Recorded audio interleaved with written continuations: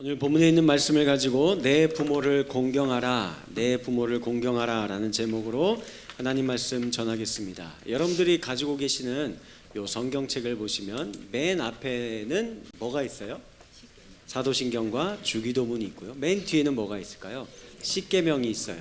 요게 앞뒤를 싸고 있는 것은 요 세 가지가 우리 신앙생활에 정말 중요한 것이다 라는 것을 의미하는 거겠죠.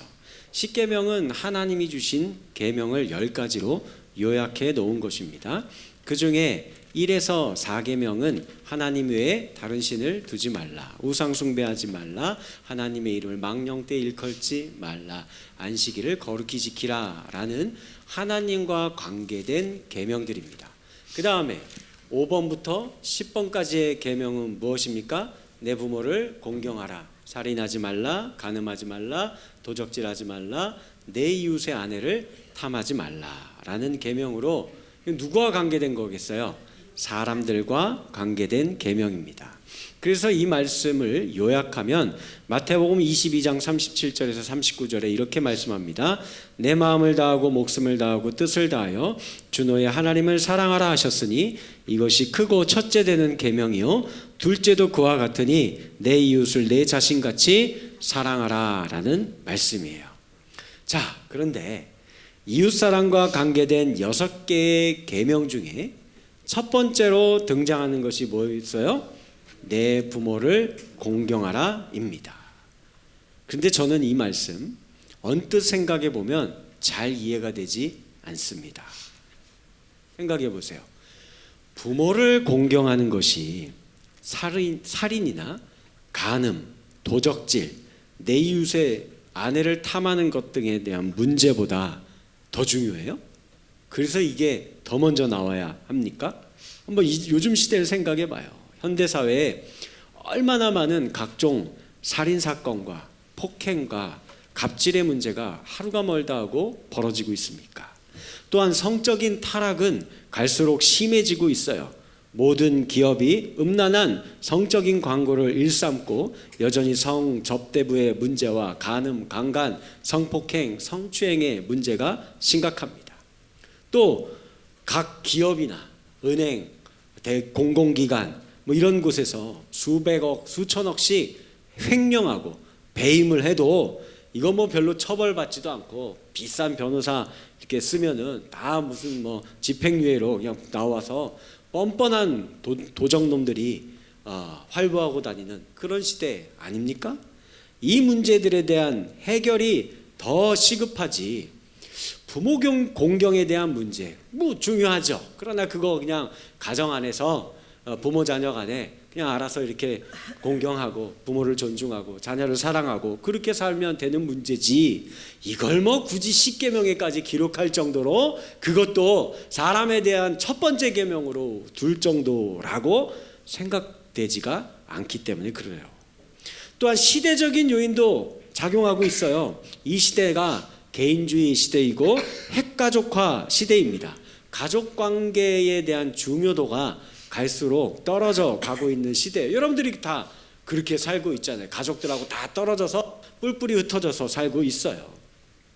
그로 인한 걸까요? 가족 간의 분쟁과 다툼도 빈번히 발생합니다. 재산 문제로 막 형제들끼리 싸우죠. 그러다가 심지어는 존속 살인도 저지르게 되는 것을 볼 수 있어요. 그래서 통계를 보시면 2021년에는 존속살인이 21건이 있었고 2022년에는 48건, 2023년에는 59건이나 벌어졌어요.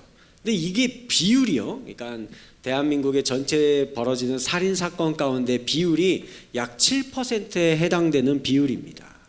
근데 놀라운 거는 예를 들면 미국이나 영국이나 프랑스는 존속 살인의 비율이 몇 퍼센트쯤 될 것 같아요? 1, 2%밖에 안 됩니다. 야, 이거 뭐 동방예의지국이라 불리우는 대한민국의 현 주소가 지금 이 모습이라는 거예요. 그렇기 때문에 내 부모를 공경하라 라는 요 계명이 구시대적인 유물로 느껴지기도 하고요, 권위주의적인 것이 아닌가라는 생각이 들기도 합니다. 심지어 한국의 기독교는 교회사적으로 보았을 때 어떤 취급을 받았어요? 불효의 종교다, 쌍놈의 종교다라는 취급도 받았었죠. 왜 그랬죠? 옛날 조선시대 때, 구한말 시대에 유교의 효 사상이 조선 사회 전체를 다 지배하고 있었잖아요. 그 효 사상의 근간을 이루는 게 무엇이었습니까? 조상님들에게 제사를 드리는 거예요. 근데 제사는 우상 숭배하는 거다 해서 이걸 하지를 않았습니다. 그래서 1791년 천주교가 먼저 들어왔거든요. 이때 천주교 신자였던 윤지충과 권상현 씨 이 두 성도가 순교를 당한 것을 시작으로 해서 1801년에서 1866년 사이에 약 1200여 명의 천주교인들이 순교를 당하였습니다. 기독교도 제사 문제로 많은 어려움을 겪었지만 해방 이후에 추도 예배라는 절충안으로 해결 방법을 찾기도 했습니다. 즉 한국 사회에서 이 효에 대한 개념은 유교적 권위주의 사상이 그 밑바탕에 깔려 있는 것을 부인할 수가 없어요. 예컨대 이런 겁니다. 우리가 이제 이렇게 어른들하고 대화할 때 이런 이야기하죠. 어른이 말씀하시는데 어디 말대꾸하고 하면서 나이가 적은 연소자들이 뭐 이렇게 말 듣다가 이게 아닌 것 같아서 뭐 한마디 하려고 하면 하면서 이렇게 얘기를 들어본 적 있죠? 이렇게 하는 거예요. 그뿐입니까? 이게 남자가 하는 일에 어디 여자가 가만히 있어 이렇게 이야기하신 적이 왜 자꾸 옆에 남편분들을 쳐다보세요? 이렇게 의견을 무시당하는 일들이 일수였습니다. 그죠? 우리 기성세대 이런 일들 많이 겪으면서 살았어요. 그런데 요즘 MZ세대라고 하죠. 젊은이들에게 이렇게 했다간 난리 납니다. 꼰대 취급받아요. 큰일 납니다. 그래서일까요? 우리 어릴 때 읽었던 전래동화 가운데 초중고 이렇게 교과서에도 실렸었던 내용이에요. 효녀 심청전 있었죠? 이거 읽으면서 그래 효 이렇게 해야 되는 거야. 이렇게 우리는 그렇게 배웠는데 요즘 MZ세대들은 이거 그렇게 안 읽습니다. 이거 뭐 이딴 게 어떻게 교과서에 실리냐고 엄청 분노해요. 왜 그럴까요? 아버지 심학규가 나이 20살 때에 눈이 멀는 바람에 가세가 크게 기울었죠. 나가서 일을 할 수 없잖아요. 그래서 뭐 이제 먹고 사는 것도 힘든 지경이 됐는데 그런데 입신양면 먹고 사는 것보다 또 더 중요한 사대부 집안에 양반 집안에 중요한 일이 하나 있어요. 그게 뭐예요? 자녀를 낳아서 대를 잇는 거예요. 그래서 그런 고리타분한 사고방식에 그냥 사로잡혀갖고 아무 생각 없이 그냥 막 덜컥 애를 하나 낳은 겁니다. 그래서 아내는 산후조리도 제대로 못해서 애를 낳자마자 죽었어요. 그리고 딸 심청이는 그 나이가 67살이 되자마자 동네 구걸하고 다니면서 그 애비는 안방에 들어누워갖고 어린 딸 아이가 구걸해 온 것 같고 먹고 사는 봉양에서 먹고 사는 이런 모습이 되어버린 겁니다. 결정타는 뭡니까? 그래놓고서는 그 아비가 자기 눈 고쳐보겠다고 딸을 공양미 상백석에 인신매매로 팔아버린 거예요. 요즘 젊은 MZ세대들은 이 심청전 이렇게 읽어요. 이런 세상에 이런 인간이 어디 있냐고 이런 걸 어떻게 교과서에 실어놓냐고 하면서 막 분노합니다. 그래서 10계명인 제5계명인 내 부모를 공경하라 라는 이 캐캐묵은 권위주의적 문화의 잔재라고 오해받는 일들이 생길 수도 있는 겁니다. 심지어 우리 잘 알고 있다시피 성경 말씀 보시면 예수님은 뭐라고까지 이야기하셨어요? 하나님 나라를 위해 내 부모와 형제를 버려야 한다. 물론 그게 그런 의도의 말씀이 아니에요. 오해하면 안 돼. 나중에 이거 다 잘 말씀드릴게요. 근데 지금 이거 다 길게 얘기할 수 없으니까 그래서 그냥 문자 그대로만 보고서 야 이거 봐라 이런 말씀도 있는데 뭐 내 부모를 공경하라 이게 굳이 뭐 10계명에까지 들어갈 정도로 물론 그냥 부모를 존중하고 가족끼리 서로 우애 있게 지내고 사랑하고 이거 중요하지만 10계명에 이게 들어갈 정도 이건 아니지 않느냐. 요즘 시대에는 안 맞는다 라고 생각할 수도 있다라는 겁니다. 제가 이렇게 막 이야기하다 보니까 그렇게 생각이 되죠? 세뇌가 아직 안 됐어요? 그래서 이제 오늘 우리 시대에는 이 내 부모를 공경하라 라는 이 말씀이 무슨 의도를 갖고 있는 건가? 어떻게 이해하고 받아들여야 하는가? 함께 생각해 보도록 하겠습니다. 우리 장로교회에 제일 중요한 교리 문답서가 있어요. 웨스트민스터 소요리 문답과 대요리 문답이 있어요. 대요리 문답이 더 중요하겠죠. 여기에 제 124번째 질문 사항이 이렇습니다. 제 5계명에 있는 부모란 누구를 의미합니까? 답을 우리 같이 한번 읽어볼까요? 시작. 제 5계명에 있는 부모는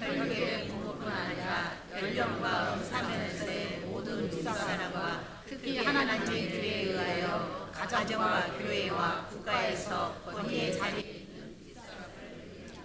아멘. 저렇게 교리가 되어 있어요.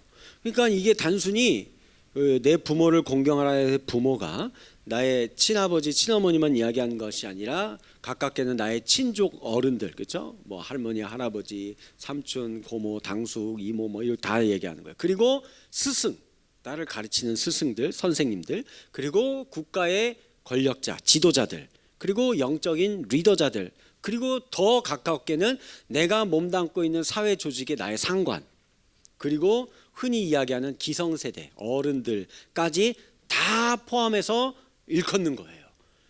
야, 뭐 이렇게까지 확대 해석을 해야 되는 거야?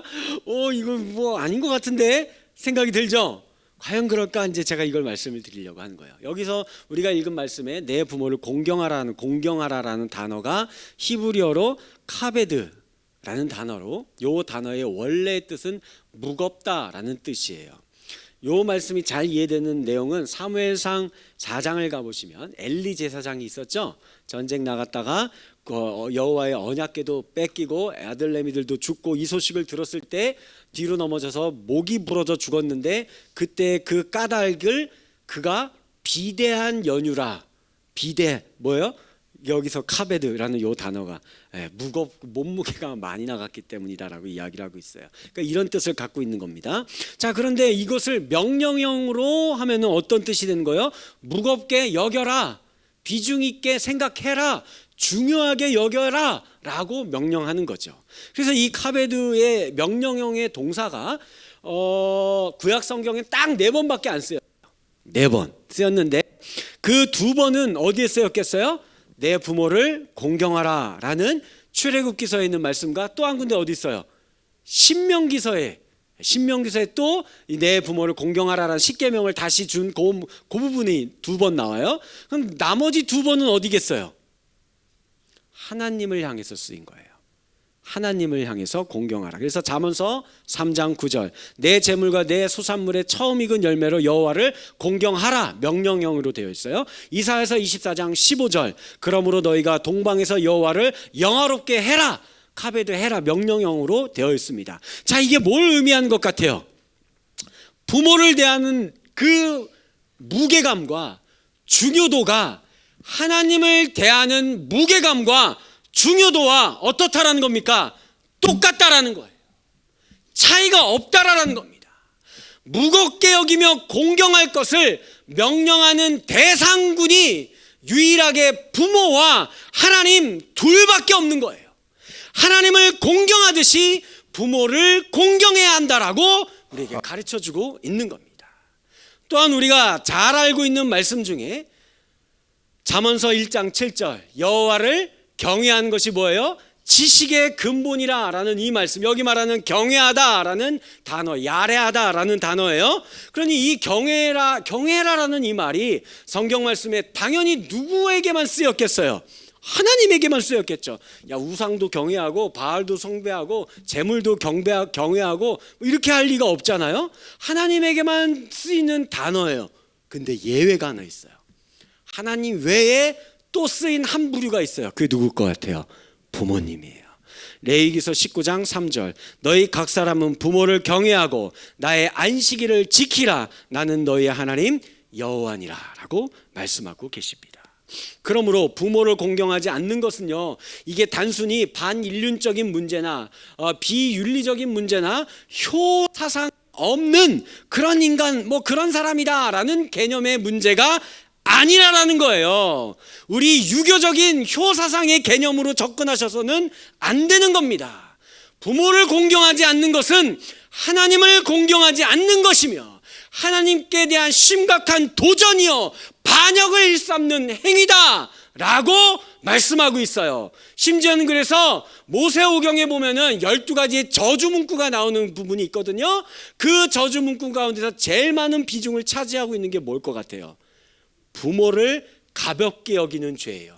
여기 카베드에 반대되는 무겁게 여기다잖아요. 부모를 너무 가볍게 취급하는 거예요. 별거 아니게 여기는 겁니다. 그와 같은 자를 심각하게 말하면 뭐라고까지 말씀하시는지 아세요? 그렇게 부모를 가볍게 여기는 자가 있느냐?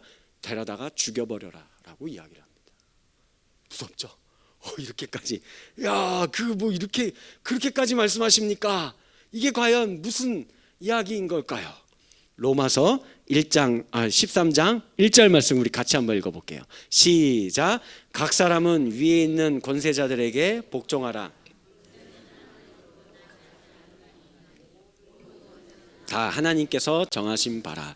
자, 이게 무슨 말일까요? 하나님께서 당신의 뜻을 죄악 가운데 이미 오염되어 가고 있는 이 세상 가운데 당신의 뜻을 나타내시기 위해 하나님의 나라를 회복하시기를 간절히 원하고 계세요. 그런데 하나님이 직접 이 땅 가운데 임재하셔서 그렇게 할 수 있어요? 할 수 없습니다. 그러니까 누구를 세우는 겁니까? 대리자들을 세우는 거예요. 그 대리자들의 가장 중요한 대표가 누구예요? 부모예요. 부모를 통해서 생명의 근원자 되시는 하나님이 생명을 하나님의 자녀들을 그 부모들에게 위탁하고 맡기는 겁니다. 태어나게 해주는 거예요. 나의 아들들이다, 나의 딸들이다. 너가 대신해서 하나님의 말씀으로 사랑으로 잘 양육해 주기를 바란다 하고 부모를 세우시는 것이고, 그런 의도로 권세자들에게 권위를 주고 권세자들을 세워주시는 거고 리더자들을 세우는 겁니다. 그래서 그들을 통해서 이 땅 가운데 무너진 질서와 평화를 회복하시기를 원하시는 것이 하나님의 뜻이에요.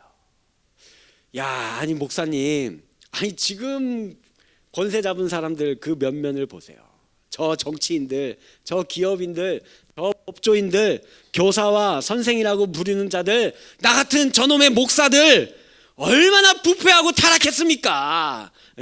어떻게 근데 그들의 권위를 인정하고 공경하라라는 말입니까? 그거는 너무한 거 아닙니까? 그건 안 될 것 같아요 라고 생각이 들죠.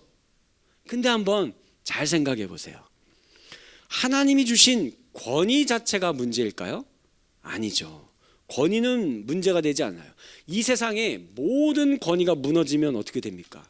무정부 상태가 돼요. 무질서와 혼돈과 카오스의 상태가 됩니다. 부모고 자녀고 형제고 나발이고 뭐가 없는 거예요. 그냥 아무렇게나 막 가정에서 행한다고 해봐요. 그 가정이 어떻게 됩니까? 쑥대밭이 되는 거예요. 기업은요, 쑥대밭이 되고, 그 나라는요, 나라도 쑥대밭이 되는 겁니다.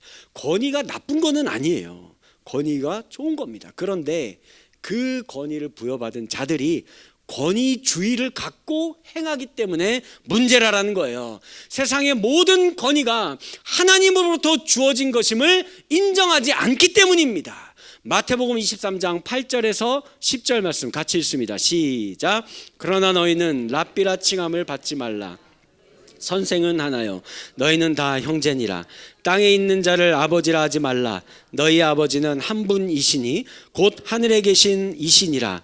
또한 지도자라 칭함을 받지 말라. 너희의 지도자는 한 분이시니 곧 그리스도시니라. 아멘. 모든 사람들의 인생에 참 유일하신 스승은 누구밖에 없어요? 하나님 한 분밖에 없어요. 진리는 그분에게서부터만 나오는 것이기 때문에 그래요. 참 아버지는 누구밖에 없습니까? 하나님이 우리의 영원한 아버지, 어머니 되시는 분이에요. 진정한 지도자, 왕이신 분은 누구밖에 없어요? 예수 그리스도 한 분밖에 없는 겁니다. 근데 이걸 인정하지 않는 겁니다. 이걸 인정하지 않으니 어떻게 되는 거예요?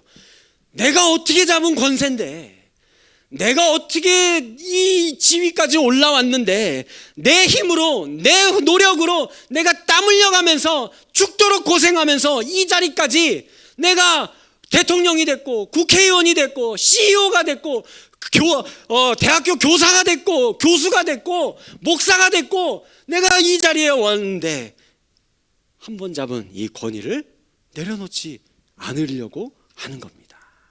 그리고 얻게 된 권위를 가지고 함부로 행하는 거예요. 책임감이 없는 겁니다. 주인은 하나님이신데 자기가 주인인지를 착각하고 살아가는 거예요. 복음서에서 예수님이 그렇게 많이 들려주셨던 불의한 청지기들의 모습이 나타나게 되는 겁니다. 그러므로 모든 것의 시작점은 하나님을 경외하는 것에서부터 시작하셔야 합니다. 나에게 있는 자녀, 내 자녀만이 아닌 하나님이 보내주신 자녀임을 알게 될 때 욕심을 부리지 않아요. 우린 키워보니까 알잖아요. 내 자녀를 망친 원흉이 누구에게 있어요? 원래 착한데 친구 잘못 만나서예요? 아니에요. 부모의 욕심 때문이에요.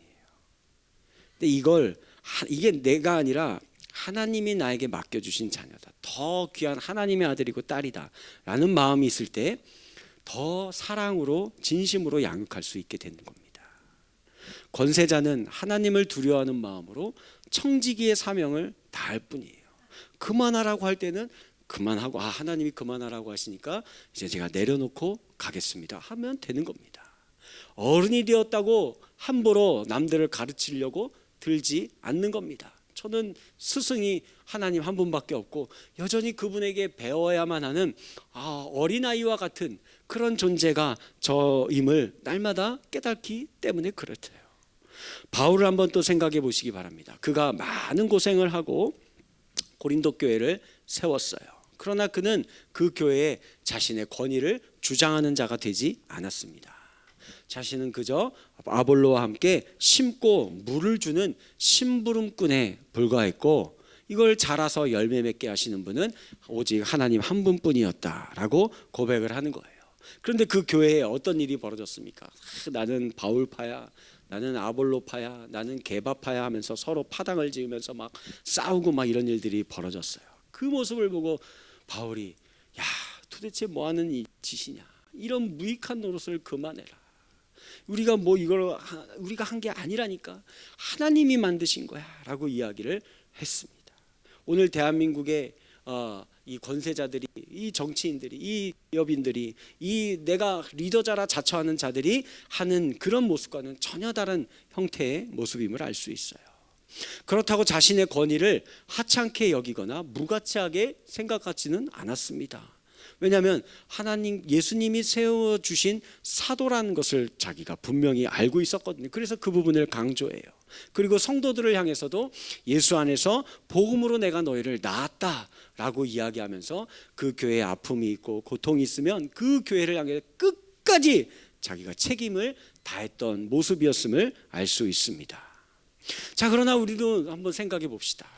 우리가 막상 그래 이렇게 좋은 아버지가, 어머니가 되고 좋은 리더자가 되고 좋은 지도자가 되는 게 필요할 것 같아 라고 생각을 해도 어렵죠. 너무 어려운 시대입니다. 어떻게 하면 좋은 부모, 좋은 리더자, 좋은 청지기가 될 수 있을까요? 제가 모세의 이야기를 잠깐 드리고자 합니다. 이스라엘 백성들을 데리고 애굽에서 출애굽 탈출하였습니다. 광야로 나아갔어요. 그 광야에는 먹을 것이 없고 마실 물도 없는 곳이죠. 그래서 하나님께서 그 백성들에게 만나를 내려주셨습니다. 그러나 이 백성들 얼마 못 가서 불평하기 시작해요. 뭐 달라고 했죠? 고기는 왜 안 주냐고, 고기 먹고 싶다고 하면서 막 아우성을 칩니다. 삽시간에 200만 명에 달하는 그 백성들이 전부 모세에게 찾아와 죽일 듯이 항의를 하는 겁니다. 왜 우리 애굽에서 괜히 끄집어내 갖고 이 광야에서 고생시키냐고 하면서 막 뭐라고 하는 거예요. 하나님을 원망하고 모세를 원망합니다. 이에 모세는 너무 힘들고 지쳐서 이렇게 하나님께 기도했어요. 민수기 11장 12절 말씀 우리 다 같이 한번 읽어볼까요? 시작. 이 모든 백성을 내가 배웠나이까, 내가 그들을 낳았나이까, 어찌 주께서 내게 양육하는 아버지가 젖 먹는 아이를 품듯 그들을 품에 품고 주께서 그들의 열조에게 맹세하신 땅으로 가라 하시나이까. 아멘. 하나님, 내가 아버지입니까? 내가 어머니입니까? 이 많은 백성들 나보고 어떻게 하라는 겁니까? 왜 나에게 이런 힘든 일과 직분을 맡겨주셔서 이렇게 이 백성들의 원망과 절규의 소리를 듣게 합니까? 하나님, 제가 뭐건데요? 저 못하겠습니다. 하나님, 차라리 저를 죽여주세요. 하나님께 가서 막 하소연하고 원망하고 절규하는 거예요. 오늘 저와 여러분들도 마찬가지입니다. 왜 나 같은 능력 없는 자를 우리 집에 가장으로 세우셔서 우리 가족이 이런 고생을 하게 하십니까? 이 시대에 아비 노릇 어미 노릇 하는 거 정말 너무 힘든 것 같아요. 왜 나를 리더자로, 경영인으로, 정치인으로, 목사로, 직분자로, 교사로 세우셔서 이런 어려운 일을 감당하게 하십니까? 하나님 앞에 나아가서 절규하는 거예요. 나 못하겠다고 하소연하는 겁니다. 그러면 이렇게 기도하는 저와 여러분들을, 모세를 하나님 어떻게 여기셨을까요? 이 녀석 이것도 하나도 못하고 하면서 막 뭐라고 하셨을까요? 아니에요. 기뻐하셨습니다. 아버지잖아요.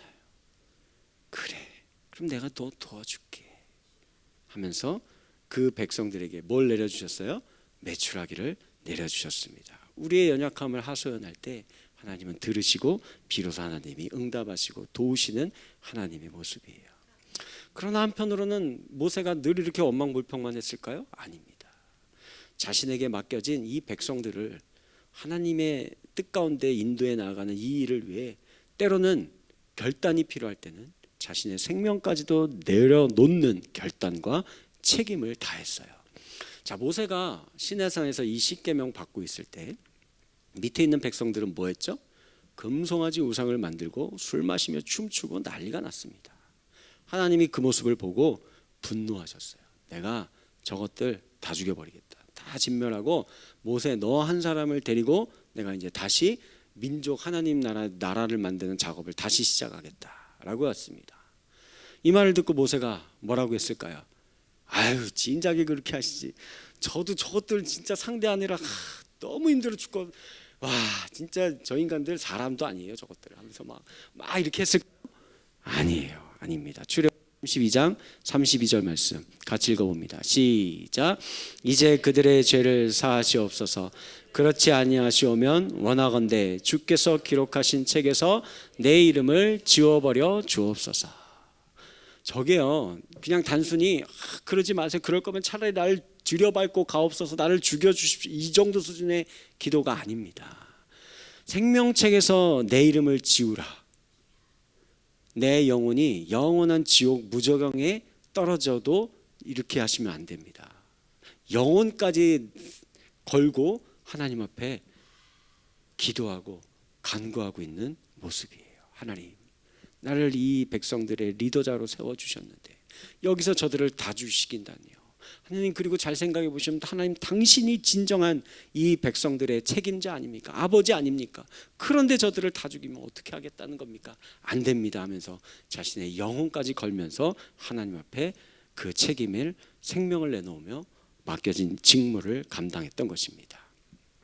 한번 잘 생각해 봅시다. 사실 요 이스라엘 백성들이요 십계명을 받을 때요, 특히 내 부모를 공경하라라는 십계명을 받는 그 1차 대상자들이 누굴까요? 성경을 읽을 때 제가 이제 그 얘기 말씀드렸잖아요. 오예배 때에도 그거 이제 또 다시 성경 어떻게 읽을 것인가 파트 2 진행할 거예요. 그 시대로 우리가 몰입해보고 대입을 해보고 묵상을 해보면 이게 나와요. 누구에게 준 말씀인 것 같아요? 우리 지금 기성세대 나 같은 사람에게 준 말씀이죠. 30대에서 약 50대 사이, 이제 갓 부모가 되고 요 조그만한 애들이 있고, 그리고 노부모를 모시고 있는, 그리고 이들이 주축이 돼서 애굽을 나왔잖아요. 무거운 짐 이들이 다 짊어지고 나왔어요. 그렇죠? 싸움이 있으면 이들이 싸워야 되고 다 이 일들을 했어요. 그럼 생각해봐요. 요 조그만한 애들에게 준 것 같아요. 야, 내 부모를 공경해야 돼. 유치원 애들 이런 애들한테 이게 아니잖아요. 나 같은 사람들에게 준 거예요. 자, 그러면 생각해 봅시다. 나에게 그때 당시에 요 30대 50대 나 정도 되는 사람들에게 부모는 어떤 존재들일까요? 날 때부터 평생을 애굽에서 노예로 살던 사람들이에요. 평생을 노역을 하고 평생을 채찍질을 맞고 평생을 아침부터 밤까지 일만 하다가 다치고 상하고 깨지고 뼈 부러지고, 그래서 이제 앙상한 뼈만 남은 그런 늙고 병든 노부모들입니다. 그들을 버리지 말고 공경하라는 거예요. 에스겔서 22장 7절 그들이 내 가운데서 부모를 업신여겼으며 내 가운데서 나그네를 학대하였으며 내 가운데서 고아와 과부를 해하였도다. 하나님은 이 늙고 병든 노부모를 업신여기는 것을 나그네와 고아와 과부를 해하는 것과 똑같이 여기시는 거예요. 하나님 제일 싫어하는 거예요. 이런 약자들을 함부로 대하는 거 정말 싫어하십니다. 오늘 어버이 주일입니다. 이렇게 70세 이상이신 분들 혹시 못 받은 분들 있으세요? 꼭 이거 다 하나씩 받아가셨으면 좋겠습니다.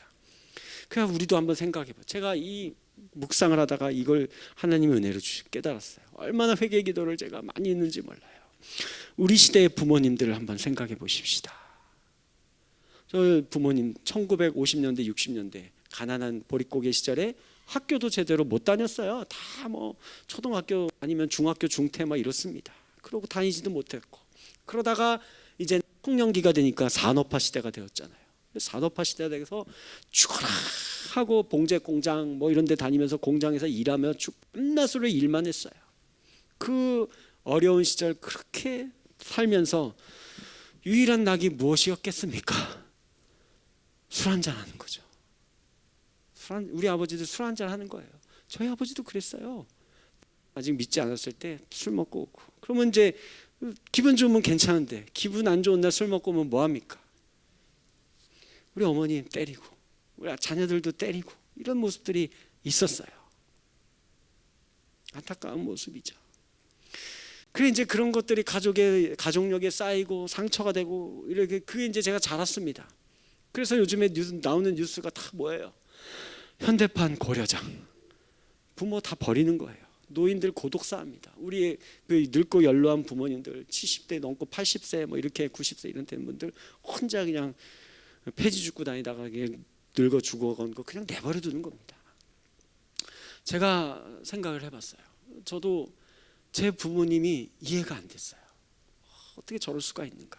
그래서 물론 이제 지금은 예수님 믿고 많이 이제 술 안 드세요. 그래서 이제 때리고 이런 거 안 해서 그래도 옛날에 그런 그 있어요. 언어의 그런 부분들이 있어요. 이거를 제가 다 이해하고 용서하자라고 말하기는 어려울 것 같아요. 폭력은 용서하기가 어렵습니다. 그 가정에 있는 그 트라우마와 상처를 어떻게 다 잘 이해할 수 있겠습니까? 많은 우리가 한번 오늘 말씀을 통해서 넓게 한번 생각해 보자라는 겁니다. 그래서 제가 제 아버지 그동안에 제가 그래서 이제 목회의 길을 걷는다고 해서 그런 아버지의 모습도 있었고 어머님도 또 거칠기도 하고 뭐 이래갖고 막 좀 제가 등한시했습니다. 우리 부모님들을 모시고 사는 걸 등한시하고 목회자라고 그거 핑계 대면서 얼마나 많이 불효의 짓을 저질렀는지 몰라요. 그러다가 이 말씀을 듣고 제가 얼마나 많이 회개했는지를 모르겠습니다. 우리 제가 이 시간에 간절히 부탁드립니다. 사랑하는 우리 이 시대의 아버지들 예전에 술 자시고 이렇게 막 때리고 욕하고 했었었죠. 제가 간절히 바랍니다. 야, 더 굶으면 죽겠다 싶은 바로 그 전까지 금식 기도하며 회개하세요. 그리고 아내에게 무릎 꿇고 미안했다고 잘못했다고 용서해달라고 하세요. 그리고 자녀들 끌어안고 미안하다고 잘못했다고 하세요. 그리고 우리 아내분들 자녀분들 우리 시대가 그런 시대였습니다. 용서해 줍시다. 사랑으로 품어줍시다. 공경하고 존경해주고 세워줍시다. 버려두지 말고 홀로 고독사하게 내버려두지 마셨으면 좋겠습니다. 말씀을 맺겠습니다. 이 세상의 유일한 부모와 권위자는 하나님 한 분밖에 없습니다. 그런데 하나님은 이 땅에 당신의 사랑과 당신의 하나님 나라의 뜻을 이루기 위해 부모를 통해 하나님의 자녀들을 이 땅 가운데 허락하시고 낳게 하시고 세상의 권세자와 리더자들도 세우셔서 하나님 나라를 만들어 가시기를 원하고 계십니다. 그러니 우리 먼저 믿음의 부모와 리더자와 직분자 된 저와 여러분들이 그 하나님을 두려워하는 마음으로 이게 내가 원래 부모여서 부모 노릇하는 게 아니에요. 내가 원래 이 지위와 직분을 당연히 받고 있는 게 아님을 깨닫고 내 힘으로 감당할 수 없습니다. 모세처럼 하나님 앞에 나아가 저를 도와주십시오. 저를 불쌍히 여겨 주십시오. 날마다 두렵고 떨리는 마음으로 하나님께 기도합시다. 그러다 정말 내 자녀와 내 직원과 내 후배와 내가 알고 있는 어떤 인생들이 연약해지게 되었을 때, 어려움과 공경에 처했을 때 예수님이 우리에게 해주셨던 것처럼 십자가 짊어집시다. 우리에게 있는 모든 것 희생하고 포기하면서 그들의 고통과 아픔을 내가 짊어지겠습니다. 내가 사랑하겠습니다. 내가 섬기겠습니다. 이렇게 희생 본을 보이는 이 시대에 찾아보기 희귀한 부모가 되어봅시다. 어른이 되어봅시다. 그런 우리의 신앙을 우리의 자녀들이 보고 배우면 그 신앙은 전수되어지고 가르쳐지게 되는 것이고, 그러면 오늘 말씀 뭐라고 얘기해요? 하나님이 너에게 주겠다 약속하신 땅, 하나님 나라예요. 그걸 너희가 유업으로 받게 되고 너희의 생명이 장구하게 되리라. 영생의 축복을 얻게 되리라. 하나님 말씀하시는 이 은혜의 역사가 여러분들의 모든 가정 가운데 다시 회복되고, 사업터에도 회복되고, 우리 수원고색 평강교회도 나타나게 되어지기를 주님의 이름으로 간절히 축원합니다.